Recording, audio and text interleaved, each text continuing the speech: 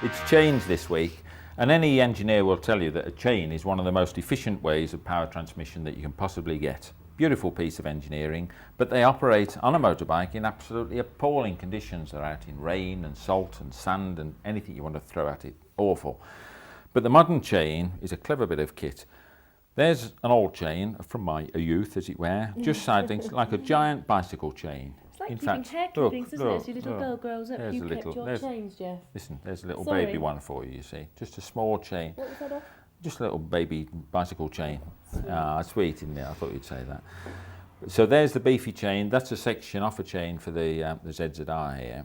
And this is the way the chain's made up. Now, have you heard of O-rings on chains? O-ring chains? I certainly have now. Yeah, right, you have now. There's the little O-rings, they're little rubber rings. They're sandwiched between the side plates here. See them? There's a rubber O-ring between every side plate, both sides. Now, the idea of those is to keep the oil within the chain and all the crud outside of the chain. And as you can see on this one that I've taken apart for you, see how good I am for my pupils. There's the O-ring there. That fits in that central bush there, and then the other side plate goes on and that clamps it all up as your chain.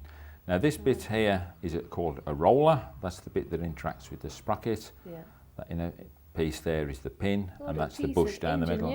It's beautiful, isn't it? And it all fits up tight. But as I say, you can see it needs lubrication. Now, lots of people, probably yourself, I don't know if you use aerosol chains, cans, there's loads on the market, but you spray oil all over it and you hope for the best, but you don't really know whether it's got in there. But look, this is the important thing. If you don't lubricate your chain and look after the sprockets properly, you're going to be in real trouble. Now there's an example of a very, very worn sprocket there. Can you see the way these teeth are hooked? Can you see that down? See the points on them? What's happened here, the chain has been on the, that's right, and due to the general power output at this one, well, it's the wrong chain for this sprocket, in fact. But in the wear and power transmission, it tends to ride up there, and eventually it'll just jump straight off the sprockets. Pulled it all around in the right direction. Yeah, as well. that's right. So that one is well and truly shot.